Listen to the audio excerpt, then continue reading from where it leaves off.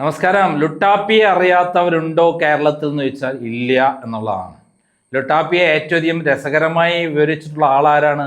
നമ്മുടെ നമ്മുടെ ജയശങ്കറാണ്. Double A റഹീം എന്നാണ്. ഡബിൾ എ റഹീം എന്ന് പറയുന്ന അത്രയും ഇംഗ്ലീഷ് പാണ്ഡിത്യമുള്ള ആളാണ് റഹീം എന്ന് പലതവണ നമ്മുടെ ജയശങ്കർ പറഞ്ഞിട്ടുണ്ട്. അദ്ദേഹം ലോക്സഭയിൽ ഇംഗ്ലീഷിൽ പ്രസംഗിച്ച് അവിടെയുള്ള എല്ലാവരും ഇതുവരെ ചിരിക്കാത്ത ആളുകൾ പോലും ചിരിച്ചു എന്നുകൂടി അദ്ദേഹം പറഞ്ഞിട്ടുണ്ട്. അത്രയും മനോഹരമായി ഇംഗ്ലീഷിൽ പ്രസംഗിക്കുന്ന ഒരാളാണ്. ആരെങ്കിലും കൊടുക്കണമെങ്കിൽ ലുട്ടാപ്പിയെ ഏൽപ്പിച്ചാൽ ലുട്ടാപ്പി ശരിയായി തരും. ഇപ്പോൾ പിണറായി വിജയൻ എങ്ങനെയെങ്കിലും രക്ഷപ്പെടാൻ, മകൾ എന്തായാലും കുടുങ്ങുന്നുള്ള അവസ്ഥയിൽ നിൽക്കുകയാണ്. ആ സമയത്ത് പിണറായി വിജയൻ എങ്ങനെയെങ്കിലും രക്ഷപ്പെടാൻ വേണ്ടി കിടന്ന് പരിശ്രമിക്കുമ്പോൾ പുറത്ത് അവരുടെ വണ്ടി, എൻഫോഴ്സ്മെന്റ് വണ്ടി ആക്രമിക്കുന്നതിൻ്റെ പിന്നിലൊക്കെ പ്രേരക ശക്തിയിലെ ഏറ്റവും പ്രധാനപ്പെട്ട ആള് ലുട്ടാപ്പിയാണ്. ഇപ്പോൾ ലുട്ടാപ്പി എന്ത് ചെയ്തിരിക്കുന്നു? ഈ ആക്രമിച്ച ടാക്സി ഡ്രൈവറെ തന്നെ അദ്ദേഹം പാവം പറഞ്ഞിരിക്കുകയാണ്. എന്തൊരു കഷ്ടമാണ് ആ നമ്മുടെ ഡ്രൈവർക്ക് പറ്റിയിരിക്കുന്നത്. ഞങ്ങൾ അങ്ങനെ ആലോചിച്ചതല്ല, അറിയാതെ പറ്റിപ്പോയതാണ്. ഞങ്ങൾ വലിയ കല്ലെടുത്തിടിച്ച് കഴിഞ്ഞാൽ അദ്ദേഹത്തിനൊന്നും പറ്റില്ല എന്നാണ് വിചാരിച്ചത്. വലിയ കല്ലും വട്ടികളുമായി അടിച്ച് തകർക്കുമ്പോൾ ആ ഡ്രൈവർക്കൊന്നും പറ്റില്ല, അദ്ദേഹം തൊഴിലാളിയല്ലേ എന്നൊക്കെയാണ് ലുട്ടാപ്പി പറയുന്നത്. നമുക്കറിയാം, തിരുവനന്തപുരത്ത് ആശാ വർക്കർമാർ സമരം ചെയ്യുമ്പോൾ പാവപ്പെട്ട 273 രൂപ മാത്രം കൂലി കിട്ടുന്നവർക്ക് ഒരു 500 രൂപയാക്കി കൊടുത്ത് അവർ സമരം തീർക്കുമായിരുന്നു. അത് എന്ത് സമരമാണെന്ന് പറഞ്ഞാൽ വർഗ വഞ്ചന സമരമാണ് എന്ന് പറഞ്ഞ ആളാണ് ലുട്ടാപ്പി. എന്തായാലും ലുട്ടാപ്പി പറഞ്ഞതൊന്ന് നമുക്ക് വിശദമായി കേൾക്കാൻ. ചെറിയ കാര്യമാണ് തുടക്കത്തിൽ കൊടുത്തിട്ടുള്ളത്. ഇ ഡി ഉദ്യോഗസ്ഥരെയും വഹിച്ചു വന്ന വാഹനങ്ങൾക്കു നേരെ പ്രവർത്തകരുടെ രോഷം അണപൊട്ടി ഒഴുകി. അപ്പോൾ ആ സംഭവത്തിൽ ഒരു ടാക്സി കാർ, അയാളൊരു തൊഴിലാളിയാണല്ലോ, ഒരു സാധാരണ തൊഴിലാളി, ആ കാർ ഉപയോഗിച്ച് ഉപജീവന മാർഗം നടത്തുന്നയാളാണ്.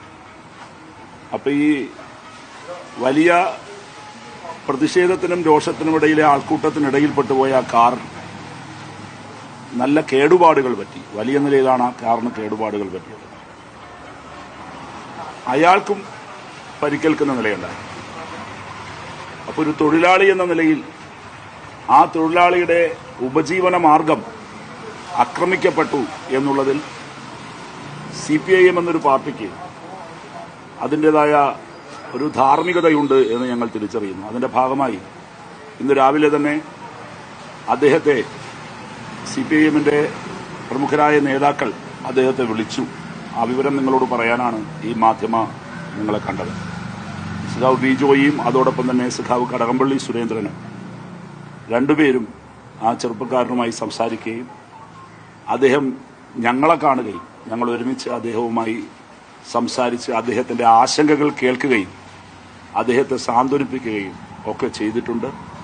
അദ്ദേഹത്തിനുണ്ടായ വ്യക്തിപരമായ ആ നഷ്ടത്തിൽ, തീർച്ചയായും ഒരു തൊഴിലാളിക്കുണ്ടായ വ്യക്തിപരമായ ഒരു നഷ്ടം, ഒരു സാധാരണ മനുഷ്യനുണ്ടായ വ്യക്തിപരമായ നഷ്ടത്തിൽ ഞങ്ങൾ അദ്ദേഹത്തോട് അങ്ങേയറ്റം വളരെ കൃത്യമായി തന്നെ സംസാരിക്കുകയും അദ്ദേഹത്തിന്റെ ആശങ്കകൾ കേൾക്കുകയും അദ്ദേഹത്തിന്റെ ആശങ്കകൾ പരിഹരിക്കുന്നതിനുള്ള ഇടപെടലുകൾ ഞങ്ങളുടെ ഭാഗത്തുനിന്ന് ഉണ്ടാകുമെന്ന് അറിയിക്കുകയും ചെയ്തിട്ടുണ്ട്. ഉപജീവന മാർഗമാണല്ലോ. അപ്പോൾ ആ അർത്ഥത്തിൽ ഞങ്ങളതിനെ കണ്ടിട്ടുണ്ട് എന്നുള്ള കാര്യം, അദ്ദേഹവുമായി സംസാരിച്ച കാര്യവും നിങ്ങളോട് വിശദീകരിക്കാൻ വേണ്ടിയിട്ടാണ് നിങ്ങളെ കാണാൻ വേണ്ടി തയ്യാറായത്. പ്രധാനമായും നിങ്ങളുടെ മുമ്പിൽ വന്ന ഒരാളാണ് ഞങ്ങളുടെ മുൻപിൽ ഇപ്പോഴുള്ളത്. അത് ആ മുൻപിൽ സഞ്ചരിച്ച ശ്യാം എന്ന് പറയുന്ന ഒരു ചെറുപ്പക്കാരന്റെ പ്രധാനപ്പെട്ട വാഹനം. അതിനാണ് കൂടുതൽ കേടുപാട് സംഭവിച്ചിരിക്കുന്നത്.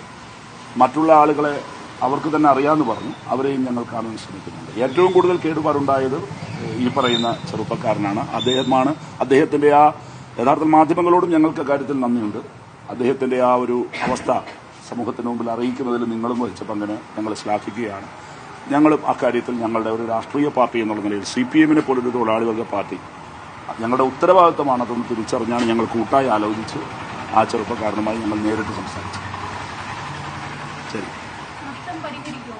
അല്ല, നഷ്ടം ഇപ്പോൾ അതിന്റെ നഷ്ടത്തെ സംബന്ധിച്ച് പരിശോധന നടത്തി വരണം, എത്രയാണെന്നുള്ളത് പറയട്ടെ. അതെ, അസസ് ചെയ്യണം. അസസ്മെന്റിന് ശേഷം ഇൻഷുറൻസിന്റെ കാര്യങ്ങൾ നടക്കട്ടെ. ബാക്കിയുള്ള കാര്യങ്ങൾ എന്താണെന്ന് വെച്ചാൽ ഞങ്ങൾ തന്നെ കാര്യങ്ങൾ അവരുമായി, അതാണ് ഞാൻ പറഞ്ഞത്. ആ രംഗത്ത് പ്രവർത്തിക്കുന്നതായിട്ടുള്ള ഒരു യൂണിയൻ ഉണ്ട്. ആ രംഗത്ത് പ്രവർത്തിക്കുന്ന യൂണിയൻ ഉണ്ട്, ഓട്ടോ ടാക്സി വർക്കേഴ്സ് യൂണിയൻ. അത് വളരെ ഫലപ്രദമായിട്ട് നമ്മുടെ ജില്ലയിൽ പ്രവർത്തിക്കുന്ന യൂണിയനാണ്. ഒരു തൊഴിലാളി എന്നുള്ള നിലയിൽ അയാൾക്കുണ്ടായിട്ടുള്ള വിഷമം പരിഹരിക്കാൻ യൂണിയൻ ആവശ്യമായിട്ടുള്ള അതല്ല അത് കേസിന്റെ യാതൊരു ബന്ധമില്ല. കേസിന്റെ വഴിക്ക് പൊക്കോളും, അതൊന്നും കുഴപ്പമില്ല. അയാളുടെ ഉപജീവനമാണ് ഒരു വിഷമം വന്നിരിക്കുന്നത്. ആ യൂണിയൻ ഇടപെട്ട് ആവശ്യമായിട്ടുള്ള എല്ലാ കാര്യങ്ങളും ചെയ്തു കൊടുക്കും. ഇത് കേസുമായുള്ള ബന്ധപ്പെടുത്തേ വേണ്ട. ഒരു വ്യക്തിക്കുണ്ടായ പ്രശ്നം, ഒരു തൊഴിലാളിക്കുണ്ടായ പ്രശ്നം, അയാളുടെ ഉപജീവന മാർഗത്തിനുണ്ടായ ആഘാതം ദൗർഭാഗ്യകരമാണ്. ആ പർട്ടിക്കുലർ ഇഷ്യൂവിനെ ഞങ്ങളെപ്പോലൊരു പാർട്ടി അഡ്രസ് ചെയ്തു. ഇത്രയും